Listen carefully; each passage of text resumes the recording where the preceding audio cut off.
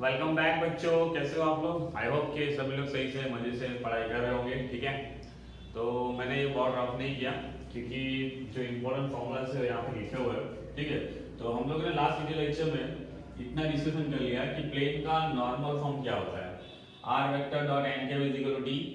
ठीक है, और यहाँ पे जो डी था वो डिस्टेंस फ्रॉम ओरिजिन था, एन कैप मतलब हमारा नॉर्मल का यूनिट वेक्टर था। ठीक है, उसके बाद हमारे पास इसका कार्टेशियन फॉर्म हमने निकाला था Lx plus my plus nz is equal to d। उसके बाद n कैप वेक्टर को मैंने उसके नॉर्मल वेक्टर से रिप्लेस कर दिया, तो r dot n vector is equal to हमारे पास क्या आ गया d। ये d क्या था, हमारा कांस्टेंट था। तो हमारे पास ये इक्वेशन निकल के आया ax plus by plus cz is equal to d। तो ये वेक्टर और ये कार्टेशियन हो गए। ठीक है, जब हमारे पास कोई पॉइंट में से प्लेन पास होता हो और उसको कोई परपेंडिकुलर वेक्टर हो, तब कौन सा फॉर्मूला यूज करना है, r vector minus a vector dot n vector is equal to 0। इसी का कार्टेशियन फॉर्म हमारे पास है a x minus x1 plus b y minus y1 plus c z minus z1 is equal to 0। ठीक है, तो इतना डिस्कशन किया था। उसके बाद हम लोगों ने और एक टॉपिक डिस्कशन किया था कि हमारे पास तीन पॉइंट कोलिनियर हो, तो उसमें से पास हुए प्लेन कितने हो जाएंगे और कितने प्लेन पास होंगे, इनफाइनाइट प्लेन पास होंगे। और नॉन कोलिनियर होंगे तब हमारे पास जो इक्वेशन आएगा पॉइंट का प्लेन का, वो क्या हो जाएगा, r vector minus a vector dot b vector minus a vector cross c vector minus a vector is equal to 0। I hope बच्चों कि इसका वेक्टर फॉर्म और ये कार्टेशियन फॉर्म आपको समझ में आ गया होगा। ठीक है, अब थोड़ा आगे चलते हैं। ठीक है, अब बात करते हैं प्लेन का इंटरसेप्ट फॉर्म। हमने बात की थी स्टार्टिंग में प्लेन पढ़ाने के पहले कि हम लोग प्लेन में ये फॉर्म देखने वाले हैं। तो अब हम पहुंचे हैं प्लेन के इंटरसेप्ट फॉर्म पे। ठीक है, तो अब देख लेते हैं प्लेन का इंटरसेप्ट फॉर्म। तो बच्चों देख लेते हैं intercept form. Intercept form of plane. ठीक है, तो बच्चों इंटरसेप्ट फॉर्म बहुत ही इजी है। जैसे हमारे पास लाइन का जिस तरह से इंटरसेप्ट फॉर्म आया था वैसा ही है। और आपको पता होगा इंटरसेप्ट क्या होता है कि हमारा जो प्लेन होगा वो respectively x axis y axis और जेड एक्सिस को जो छोटा सा डिस्टेंस काटेगा उसको हम क्या बोलेंगे, इंटरसेप्ट बोलेंगे। ठीक है, तो मैं यहाँ पे प्लेन ले लेता हूँ। ओके, और ये प्लेन हम लोग ने पाई ले लिया। प्लेन को हम किससे डिनोट करेंगे, पाई से। ओके, मान लो ये एक्स एक्सिस है, वाई एक्सिस है और ये जेड एक्सिस है। इसने एक्स एक्सिस पे ए जितना डिस्टेंस काटा है, वाई एक्सिस पे बी और जेड एक्सिस पे सी। तो हमारे पास जो एक्स इंटरसेप्ट होगा प्लेन का वो क्या हो जाएगा, ए हो जाएगा स्मॉल ए, वाई इंटरसेप्ट हमारा क्या हो जाएगा, बी हो जाएगा और जेड इंटरसेप्ट क्या हो जाएगा, सी हो जाएगा। ठीक है, तो इसका जो हमारा फॉर्म आएगा वो बहुत ही सिंपल है। क्या होगा, x by a plus y by b plus z by c is equal to 1। ये हमारा क्या हो जाएगा, इंटरसेप्ट फॉर्म। ठीक है, बहुत इजी है। ठीक है, आई होप कि आपको याद होगा कि स्ट्रेट लाइन हम लोगों ने पढ़ा था, तो क्या था, x by a plus y by b is equal to 1 11th class में। ठीक है, वही फॉर्म है प्लेन का। क्या है, सिर्फ जेड अंदर ऐड हो चुका है, x by a plus y by b plus z by c is equal to 1। ठीक है, तो ये छोटा सा फॉर्मूला है। ठीक है, इसको याद रखना। ठीक है बच्चों, कभी कभार क्वेश्चन पूछे जाएंगे इसके, तो बहुत ही सिंपल होंगे, है ना। आपको मान लो कि भाई इंटरसेप्ट दे रखे 2, 3 और 5 respectively, x intercept, y intercept और जेड इंटरसेप्ट। ठीक है, तब आपको बोला जाएगा कि प्लेन का इक्वेशन निकालिए, तो क्या हो जाएगा, सिंपल ही है, x by 2 plus y by 3 plus z by 4 is equal to 1। ठीक है, कभी कभार आपको इक्वेशन दे रहा होगा 3x plus 2y plus 3z is equal to 5। ठीक है, तो इसका क्या निकालो, इंटरसेप्ट निकालिए, x इंटरसेप्ट निकालिए, y इंटरसेप्ट निकालिए, z इंटरसेप्ट निकालिए, पूछे जाएंगे तो क्या होगा। तो यही फॉर्म में इसको इस फॉर्म में लाने की ट्राई करेंगे। तो यहाँ पे 1 होता है, पहला काम यहाँ 1 लाने की ट्राई करेंगे, तो 5 से डिवाइड कर लो, तो 3/5x 2/5y and 3/5z is equal to 1। ठीक है, अब क्या चाहिए, x का कोफिशिएंट 1/a चाहिए, मतलब नीचे जाना चाहिए ये टर्म। तो भाई साहब इसको नीचे ले जाना, तो क्या हो जाएगा, x 5/3 plus y by 5/2 and z by 5/2 sorry 5/3 is equal to 1। हमारे पास x इंटरसेप्ट क्या आ गया, 5/3 समझ में आ रहा है। y इंटरसेप्ट क्या आ जाएगा, 5/2। जेड इंटरसेप्ट क्या हो जाएगा, 5/3। ठीक है। तो सिंपल है, इसकी वजह से जो क्वेश्चन आते हैं मैंने बता दिया दोनों कि भाई इंटरसेप्ट दे रखे तो प्लेन का इक्वेशन निकाले, प्लेन का इक्वेशन दे रखा तो इंटरसेप्ट निकाले, ठीक है। तो ऐसे ही करना होगा, ठीक है। चलो अब थोड़ा आगे बढ़ते हैं। अब ऐसा कुछ बोला जाएगा कि भाई दो प्लेन हैं, उनके इंटरसेक्शन में से पास होता हुआ प्लेन का इक्वेशन निकालिए। इसका उनके इंटरसेक्शन में से पास होता हुआ इक्वेशन निकालिए, ठीक है। तो भाई साहब ये जब भी बात आती है दो प्लेन का इंटरसेक्शन वाली, तब आपके दिमाग में एक बात बननी चाहिए, जब भी आपको दो प्लेन का इंटरसेक्शन में से पास होता हुआ प्लेन का इक्वेशन निकालने के लिए बोले तो हमें क्या यूज करना है, फैमिली ऑफ प्लेन वाला यूज करना है। कौन सा फैमिली ऑफ प्लेन वाला, ठीक है। जैसे हम लोगों ने फैमिली ऑफ लाइन पढ़ा था, याद हो तो दो लाइन का इंटरसेक्शन में से पास वाली लाइन का इक्वेशन निकालिए, 11th सन में पढ़ा था। तो हम लोगों ने क्या निकाला था, याद है, L1 plus lambda L2 is equal to 0, ठीक है। तो वैसा ही हमारे पास मान लो दो प्लेन है इस तरह से, कोई ये प्लेन है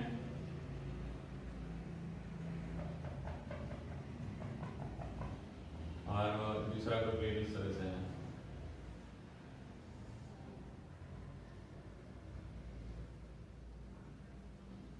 ठीक है। तो दो प्लेन आ गए, उनके इंटरसेक्शन में ये लाइन जाएगी, तो उनमें से पास होता हुआ प्लेन का हमें इक्वेशन निकालना है। समझ में आ रहा है कुछ, इसका इक्वेशन आपको निकालना है। तो ये प्लेन का इक्वेशन कैसे निकालो, ठीक है। तो भाई बहुत ही सिंपल है, हमारे पास मान लो ये π1 है प्लेन, ये π2 प्लेन है, तो यही कॉन्सेप्ट का यूज करेंगे। तो क्या आ जाएगा, π1 plus lambda π2 is equal to 0, ठीक है। अब कोई सोच रहा होगा कि सर फॉर्मूला आपके पास इक्वेशन वेक्टर फॉर्म में दे रखा हो या फिर कार्टेशियन फॉर्म में दे रखा हो तो क्या करेंगे।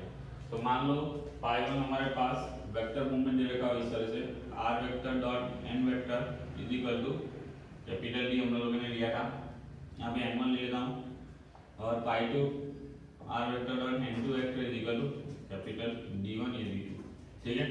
तो क्या हो जाएगा, बस इसमें रख दो, दैट्स इट, और कुछ नहीं करना।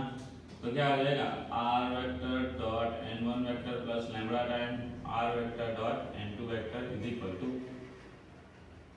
सॉरी ये d1 को यहाँ ले जाना पड़ेगा ना आपको, π1 की वैल्यू डाल दी। तो क्या करो, d1 को इस तरफ ले जाओ तो इज इक्वल टू 0 हो जाएगा, d2 को इस तरफ ले जाओ इज इक्वल टू 0 हो जाएगा। अब वैल्यू डाल दो, तो क्या हो जाएगा, r vector dot n1 vector minus d1 plus lambda r vector dot n2 vector minus d2 is equal to 0।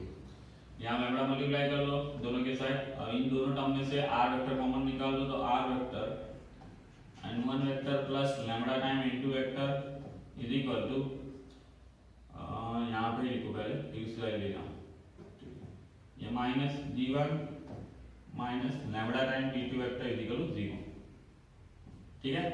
ये टर्म को वहां ले जाता हूं, तो क्या आ जाएगा, r vector n1 vector plus lambda n2 vector is equal to d1 plus lambda d2। तो इतना बड़ा याद रखने के बेटर है, मैं तो यही याद रखूंगा, बाकी जो कैलकुलेशन ही करनी है तो हम लोग कर लेंगे, ठीक है। तो ये हमारा आ गया वेक्टर फॉर्म में, जब दो प्लेन का इंटरसेक्शन होता है तब उनमें से पास होता प्लेन का इक्वेशन क्या होगा, ठीक है। आपको पता होगा कि वहां पे भी हम लोगों ने ये जो लाइन, ये इक्वेशन था वो थर्ड लाइन का इक्वेशन था, ठीक है।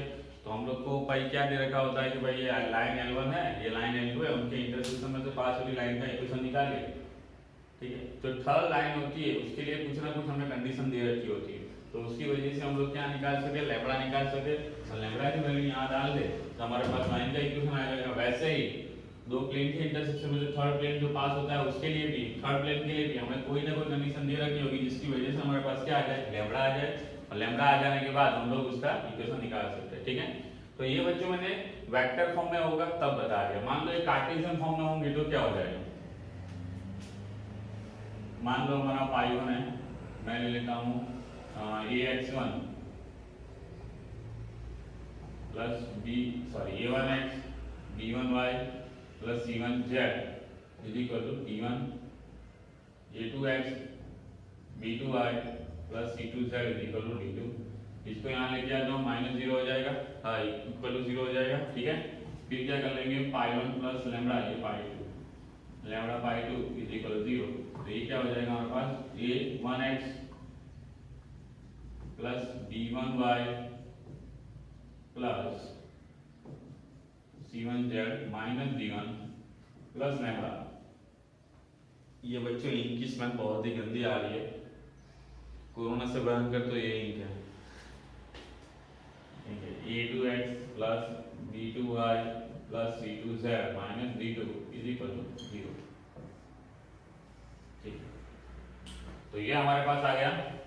जब कार्टेशियन फॉर्म में होगा कौन प्लेन, तब ये फॉर्म यूज करना है। ठीक है, आई होप बच्चों यहाँ पे मैंने दो टॉपिक पढ़ाया, आपको समझ में आ गया कौन सा, एक intercept form, intercept form plane का, और दो प्लेन का जब इंटरसेक्शन होता है तो उनमें से पास होगा प्लेन का इक्वेशन। ठीक है, तो वेक्टर हम अगर इस तरह से निकालेंगे, कार्टेशियन फॉर्म होगा तो इस तरह से निकालेंगे, लेकिन आपको याद रखना है pi one plus lambda pi two is equal to 0, that's it, और कुछ याद नहीं रखना। ठीक है, तो बाकी सारी कैलकुलेशन हम कर लेंगे। ठीक है, चलो अब थोड़ा और आगे बढ़ते हैं।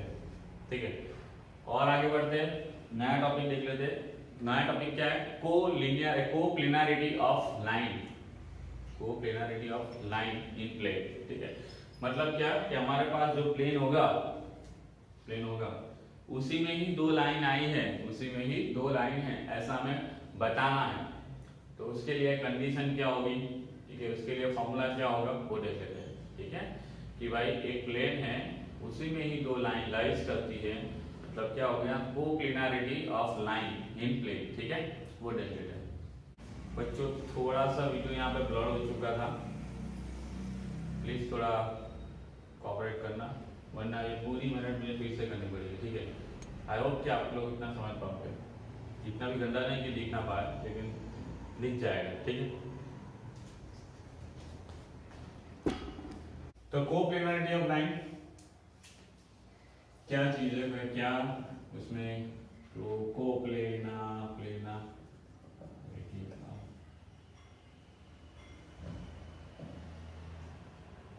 ऑफ लाइन इन प्लेन, आपको पता ही है, स्पेलिंग में हम कच्चे हैं। ठीक है, कोप्लेनारिटी ऑफ प्लेन, हाँ कोप्लेनारिटी ऑफ लाइन इन प्लेन। ठीक है, मान लो हमारे पास एक प्लेन है,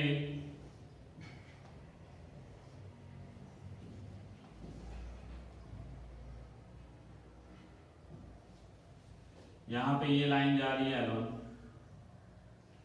वो इस तरह से B1 वेक्टर की डायरेक्शन में होगा, वो लाइन जा रही है L2, ऑलरेडी इस पे ही लाइज कर रही है, मैं मान ही लेता हूँ ये दोनों लाइन को प्लेनर ही। ठीक है, इसकी डायरेक्शन हमारे पास ये B2 वेक्टर इस तरफ है।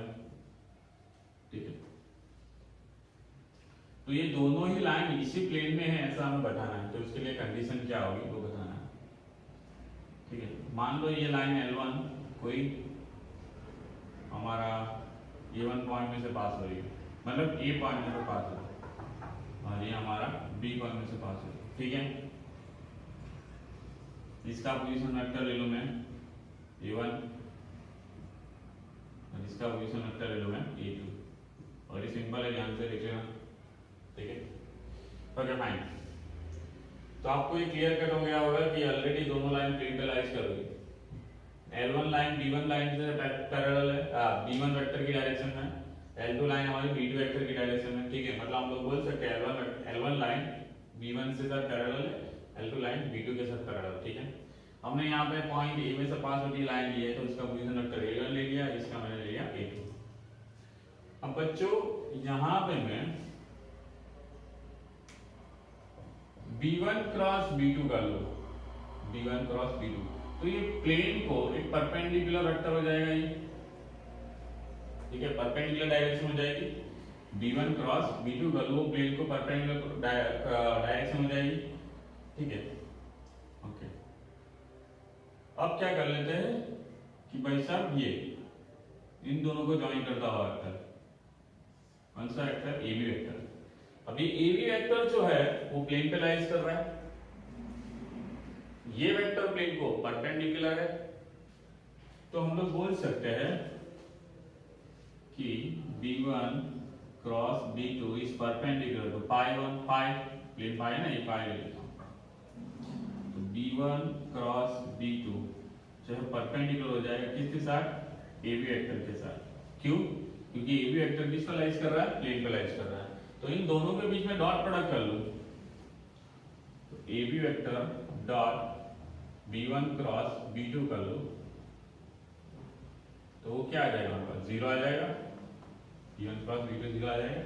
ठीक है, ए बी वेक्टर क्या हो जाएगा हमारे पास, फाइनल पॉइंट का position vector minus initial point का पोजीशन वेक्टर, मतलब a2 vector minus a1 vector dot b1 cross b2 is equal 0। बच्चों एक्चुअली में ये क्या हो गई आपकी कंडीशन हो गई, क्या हो गई, condition for coplanarity of line in plane. क्यों, क्योंकि हम लोगों ने ऑलरेडी यहाँ पे जो लाइन ली है वो ऑलरेडी कोप्लेनर लाइन ली है। अब कोप्लेनर लाइन होती है तो इसका बिहेवियर कैसा होगा, a2 minus a1 dot b1 cross b2 is equal 0। तो यहाँ पे ये क्या दिखा रहा है कि भाई साहब ये दोनों लाइन क्या हो जाएगी, कोप्लेनर। ठीक है, तो ये हमारे पास क्या हो गई, कंडीशन हो गई कोप्लेनरिटी की। याद रखना है, बहुत ही इंपॉर्टेंट टॉपिक है, क्योंकि एमसीक्यू में आपको पूछा जा सकता है कि ये लाइन है, ये लाइन है, दोनों लाइन कोप्लेनर है। ठीक है, तो भाई साहब उसमें से कोई कांस्टेंट नंबर निकालिए, तो इसी फॉर्मूला का यूज करके हम लोग निकाल सकते हैं। ठीक है, ओके चलो, तो ये तो वेक्टर फॉर्म हो गया बच्चों। मान लो इसको कार्टेशियन फॉर्म में कन्वर्ट करने की ट्राई करें तो क्या होगा। ठीक है, तो पहले तो मैं इसका क्या ले लूं, L1 लाइन के लिए हम लोग क्या फॉर्म ले लेते हैं उसका, कार्टेशियन फॉर्म लेते हैं। तो क्या आ जाएगा L1 लाइन का x माइनस x1 अपन, मान लो b1 के लिए मैंने ले लिया a1, y माइनस y1 अपन b2 b1 और z माइनस z1 अपन c1। ठीक है, और L2 लाइन ले लेता हूं मैं x minus x2 upon a2, y minus y2 upon b2 and z minus z2 upon c2। ठीक है, तो यहाँ पे आपके पास x1 y1 z1 पॉइंट आ गया, x2 y2 z2 ये L2 का पॉइंट आ गया, और इनका a1 b1 c1 a2 b2 c2 हमारा क्या हो गया, direction ratio of that line. ठीक है, तो इसमें रख लेते हैं। तो आप देखो ध्यान से, डॉट के साथ क्रॉस मतलब क्या हो गया, स्केलर ट्रिपल प्रोडक्ट हो गया, मतलब बॉक्स प्रोडक्ट हो गया। अब बॉक्स प्रोडक्ट में हम लोग क्या लिखते हैं भाई, a2 vector minus a1 vector b1 vector ये b2 vector is equal to 0 आ रहा आंसर। तो डिटरमिनेंट के अंदर a2 माइनस a1 करना है, तो मतलब क्या हो जाएगा, x2 minus x1 y2 minus y1 z2 minus z1। फिर b1 वेक्टर ये रहा a1 b1 and c1, b2 vector a2 b2 and is equal to 0। ठीक है, तो ये हमारे पास कौन सा आ गया, कार्टेशियन फॉर्म में कंडीशन आ गया बच्चों। किसमें आ गई, कार्टेशियन फॉर्म में कंडीशन आ गई किसकी, coplanarity of plane in line. ठीक है, आई होप बच्चों ये समझ में आ गया होगा। ठीक है, ये बहुत ही इंपॉर्टेंट टॉपिक है और अच्छा वाला है, याद रखना है। ठीक है, क्योंकि एमसीक्यू में एक एमसीक्यू तो आएगा ही आएगा आपका, कभी ना कभी मतलब कुछ के लिए पूछ सकते हैं, बहुत भी पूछ सकते हैं, ये फॉर्मूला भी यूज करते हैं। ठीक है, ओके फाइन। तो अब बच्चों यहाँ पे हम लोगों ने लाइन की बात कर ली कि भाई लाइन प्लेन में कोप्लेनर कब होगी, इसकी डिस्कशन कर लिया। ठीक है, प्लेन का इक्वेशन निकाल लिया, नॉर्मल फॉर्म निकाल लिया, एक पॉइंट में से पास होता है और नॉर्मल वेक्टर होता है तब निकाल लिया। दूसरा हम लोगों ने नॉन कोलिनियर पॉइंट के लिए निकाल लिया, 3 इक्वेशन निकाले प्लेन के। फिर चौथा हमने इंटरसेप्ट फॉर्म निकाल दिया। अब बच्चों चलते हैं प्लेन के बीच के एंगल के बारे में डिस्कशन करते हैं। ठीक है, तो प्लेन का एंगल क्या होता है और किस तरह से उनके बीच में एंगल निकालते हैं। ठीक है, तो बच्चों देख लेते हैं एंगल बिटवीन प्लेन। ठीक है, एंगल बिटवीन प्लेन। मान लो हमारे पास एक प्लेन है π1 r vector dot n1 vector is equal to d1, दूसरा प्लेन है π2 r vector dot n2 vector is equal to d2। ठीक है, और मैं यहाँ पे n1 वेक्टर क्या है, a1x a1 i cap b1 j cap and c1 j cap. n2 vector लेता हूँ a2 i cap plus b2 j cap and c2 j cap. ठीक है बच्चों, प्लेन के बीच में एंगल निकालना है। मान लो यहाँ पे एक प्लेन ये है हाँ, और कोई दूसरा प्लेन यहाँ पे आपके पास ये है, इनके बीच में कौन सा एंगल बन रहा है वो निकालना है। कैसा लग रहा है, ठीक है कोई बात, ओके फाइन। तो ये दो प्लेन के बीच का एंगल निकाला है। मान लो ये π1 प्लेन है और ये π2, तो किस तरह से उनके बीच का एंगल निकालेंगे। तो हम लोग को क्या करना होगा, सिंपल सी बात है, उनके जो नॉर्मल है, उनके जो रिस्पेक्टिवली नॉर्मल है, इसका नॉर्मल इस तरह आएगा, ठीक है। ये प्लेन थोड़ा ऐसा है, ये प्लेन थोड़ा ऐसा है, तो इसका नॉर्मल इस डायरेक्शन में, इसका नॉर्मल इस डायरेक्शन में, तो भाई नॉर्मल के बीच में ही हम लोग एंगल निकाल ले, वही एंगल हमारे क्या हो जाएगा, प्लेन के बीच का एंगल हो जाएगा, ठीक है। समझ में आया? तो कोई टेंशन नहीं है, सीधा सीधा फॉर्मूला ही बन जाएगा। आपको पता ही है कि भाई दो वेक्टर के बीच में एंगल कैसे निकालते हैं, ठीक है। तो cos theta is equal to क्या लिखूंगा, मॉड्यूलस ऑफ n1 वेक्टर और n2 vector divided by modulus of n1 vector into n2 vector, ठीक है। तो नॉर्मल के बीच में एंगल निकाल लो, तो वही एंगल क्या हो जाएगा, हमारा प्लेन के बीच का एंगल हो जाएगा, ठीक है। और हम लोग यहाँ पे पॉजिटिव एंगल ले रहे हैं, ठीक है, मतलब एक्चुअल एंगल ले रहे हैं, ठीक है। तो भाई cos थीटा इज इक्वल क्या होगा, n1 वेक्टर और n2 vector divided by modulus of n1 vector dot modulus of n2 vector, ठीक है।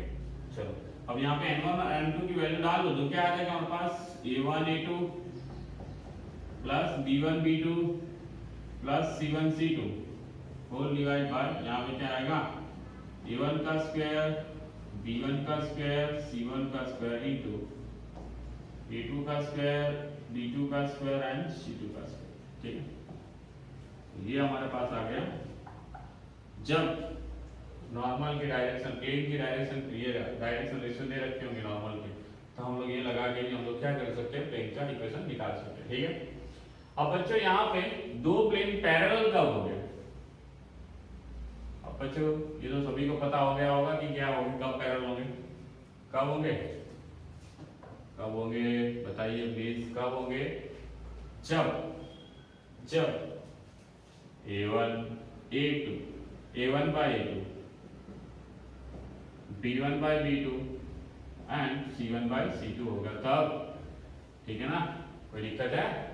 यही चीज हम लोगों ने वेक्टर में सीखी, वही चीज हम लोगों ने लाइन में सीखी, वही चीज हमारी क्या आई, प्लेन में आई। हर जगह सेम है, मैंने बोला था आपको, ठीक है। अब जब ये परपेंडिकुलर होगा तो हमारे पास ये तो जीरो हो जाएगा, तो पूरा मल्टीप्लाई हो जाएगा, जीरो हो जाएगा, तो क्या आएगा, a1 a2 plus b1 b2 plus c1 c2 is equal to 0 हो जाएगा। तो मतलब दो प्लेन एक दूसरे के साथ परपेंडिकुलर हैं, एक दूसरे के साथ 90 डिग्री बना रहे हैं, तब हमारे पास कंडीशन क्या हो जाएगी, a1 a2 plus b1 b2 plus c1 c2 is equal to 0, ठीक है। तो यही कंडीशन का यूज करके हम लोग ऐसा बता सकते हैं कि ये दो हमारे प्लेन परपेंडिकुलर है, राइट, या फिर ये कंडीशन का यूज करके हम लोग बता सकते हैं दो प्लेन पैरेलल है, ठीक है। आई होप बच्चों ये आपको समझ में आ गया होगा, ठीक है। एंगल बिटवीन प्लेन, ठीक है, जब भी आपका प्लेन का इक्वेशन दे रखा हो, वेक्टर फॉर्म में हो या फिर कार्टेशियन फॉर्म में, आप लोग इजीली निकाल सकते हो। कौन सा फॉर्मूला लगा के, cos theta is equal to n1 vector और n2 vector divided by modulus of n1 vector modulus of n2 vector, ठीक है। ओके, अब बच्चों हमारे लिए दो टॉपिक बाकी रहे, एक तो कौन सा है, distance from the point to origin, मतलब पॉइंट से प्लेन के बीच का डिस्टेंस निकालना है। मैंने क्या बोला, distance from the point to origin, क्या निकालना है, डिस्टेंस बिटवीन पॉइंट और प्लेन के बीच का डिस्टेंस निकालना है, distance between point and plane, ठीक है। मतलब कोई पॉइंट दे रखा हो और ये प्लेन है, तो उनके बीच का डिस्टेंस क्या आएगा वो निकालना है, ठीक है। दूसरा एक टॉपिक कि angle between line and plane, ठीक है, angle between line and plane, ठीक है। तो मान लो मैं अभी पहला बोल लेता हूं, एंगल वाला चल ही रहा है, तो angle between line and plane वो कंप्लीट कर लेते हैं, ठीक है। और वो दूसरा वाला डिस्टेंस वाला टॉपिक हम लोग नेक्स्ट लेक्चर के लिए रखते हैं, ओके। और नेक्स्ट लेक्चर में हम लोग सारे फॉर्मूला पहले रिकवर करेंगे, उसके बाद वो टॉपिक पढ़ाएंगे, उसके बाद एक्सरसाइज पे जाएंगे, ठीक है, ओके। तो हमने क्या बोला, एंगल बिटवीन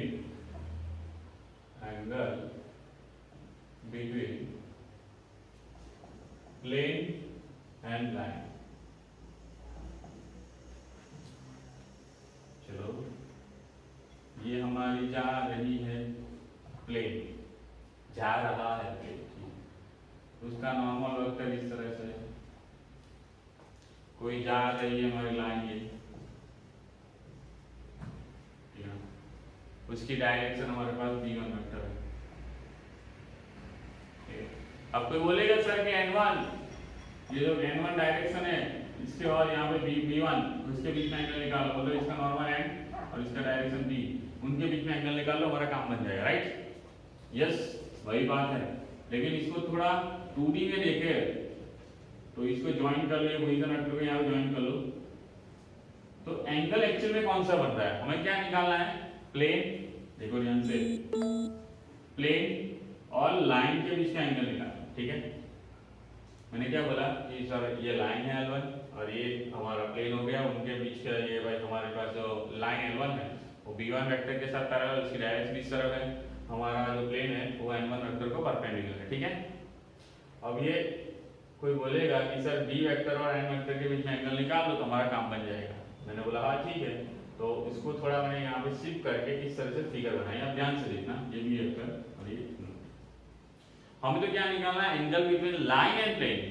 तो angle between line and plane मतलब वो कौन सा आएगा? मान लो इसको स्ट्रेट लाइन लो तो ये वाला एंगल आएगा, ये लाइन की डायरेक्शन, ये प्लेन इस तरफ है, प्लेन की डायरेक्शन तो इस तरफ है भाई, ये तो नॉर्मल है प्लेन को, समझ आ रहा है? प्लेन इस तरफ है सीधा, तो भाई साहब ये एंगल हमें निकालना है। लेकिन हम लोग जब यहाँ पे इनके बीच में एंगल निकालेंगे तो हमारे पास ये एंगल आएगा, समझ में आ रहा है कुछ? है ना? मान लो आ गया हमारे पास थीटा, तो ये एंगल कैसे निकालोगे? आपको पता है कि ये प्लेन तो एन वेक्टर तो प्लेन को परपेंडिकुलर है, तो ये कैसे आ जाएगा? मान लो फाई ले लो तो कैसे आ जाएगा? Phi is equal to 90 minus theta कर लेंगे, क्या कर लेंगे? 90 माइनस थीटा, दैट्स इट, हमारा आंसर हो जाएगा। ओके, चलो तो भाई साहब यहाँ पे फॉर्मूला लगाया तो cos theta is equal to क्या हो जाएगा हमारे पास? n vector dot b vector divided by n vector का मॉड्यूलस इनटू b वेक्टर का मॉड्यूलस, राइट? लेकिन थीटा की जगह क्या डाल सकते हैं हम लोग? देख लो, थीटा की जगह क्या डाल सकते हैं? 90 माइनस 5 डाल सकता हूं, डाल लेता हूं cos सॉरी 90 माइनस 5, ये कोरोना नहीं है, इनकी वजह से सीखा नहीं, ठीक है? Okay, cos 90 minus 5 is equal to n vector dot b vector और n vector dot b vector का मॉड्यूलस। अब cos 90 माइनस 5 मतलब क्या हो जाएगा? sin 5 is equal to n vector dot b vector modulus of n vector plus of b vector, ठीक? I hope बच्चों कि आपको समझ में आया होगा, ठीक है? तो बच्चों यहाँ पे एक अजीब सी बात हो गई, ठीक है? हम लोग तो अलग थीटा यूज करते हैं, है ना? तो फॉर्मूला में आप लोग इसको इसी तरह से याद रखना, क्या? तो भाई sin theta is equal to क्या हो जाएगा? b n vector dot b vector divide by modulus of n vector और ये b वेक्टर, ठीक है? रिप्लेस कर दो, यहाँ पे फाई कर दो, चलो ये थीटा कर लो, तो फर्क नहीं पड़ता, कोई दिक्कत है? कोई फर्क नहीं पड़ेगा, यहाँ पे फाई आ जाएगा, यहाँ पे थीटा, क्योंकि हर बार हम लोगों ने थीटा से ही एंगल बनाया है तो यही फॉर्मूला लगा, ठीक है? कोई दिक्कत नहीं। तो sin theta is equal to n vector dot b vector का dot product divide by n vector का मॉड्यूलस और b वेक्टर का मॉड्यूलस, ठीक है? तो बच्चों यहाँ पे अजीब सी बात ये है कि अभी तक हम लोगों ने जितने भी डॉट प्रोडक्ट वाले फॉर्मूले देखे एंगल के, उसमें cos थीटा आता था, लेकिन यहाँ पे एक अलग सा एक ही कॉन्सेप्ट है जिसमें sin थीटा आता है, याद रहेगा? कब? जब लाइन और प्लेन के बीच में, लाइन और प्लेन के बीच में एंगल निकालना होगा तब, ठीक है? आई होप बच्चों कि ये आपको समझ में आ गया होगा किस तरह से उनके बीच में एंगल निकालना है, किसके बीच में? लाइन और प्लेन के बीच में। और यहाँ पे दो प्लेन के बीच में एंगल कैसे निकालना वो समझ में आ गया होगा। प्लेन पैरेलल कब होंगे, परपेंडिकुलर कब होंगे, फॉर्मूला कौन सा लगाना है और यहाँ पे कौन सा फॉर्मूला लगाना है वो आपको समझ में आ गया होगा, ठीक है? ओके, अब एक आखिरी टॉपिक बाकी है, तो वो अपकमिंग नेक्स्ट वीडियो लेक्चर में हम लोग देख लेंगे और उसके साथ सारे फॉर्मूला एक बार रिकॉल कर लेंगे, उसके बाद हम लोग एक्सरसाइज करेंगे, ठीक है? तब तक के लिए bye bye, tata, see you, good night, good night या फिर गुड मॉर्निंग या फिर गुड आफ्टरनून, आप जो टाइम पे वीडियो लेक्चर देख रहे हो उस टाइम के हिसाब से। और तब तक के लिए सही से बच्चों पढ़ते रहिए, सारे फॉर्मूला रिकॉल करते रहिए। अभी तक बहुत सारे फॉर्मूला हो चुके हैं प्लेन और सॉरी वेक्टर और 3D के मिला के, ठीक है? तो एक लेक्चर ऐसा रखेंगे जिसमें सारे वेक्टर और 3D के सारे फॉर्मूले एक बार डिस्कशन कर ले, ठीक है? लेकिन जब 3D खत्म हो जाए उसके बाद, ठीक है? क्योंकि पहले हमें खत्म करना है, ठीक है? तो मिलते हैं नेक्स्ट वीडियो लेक्चर में बच्चों, थैंक यू वेरी मच।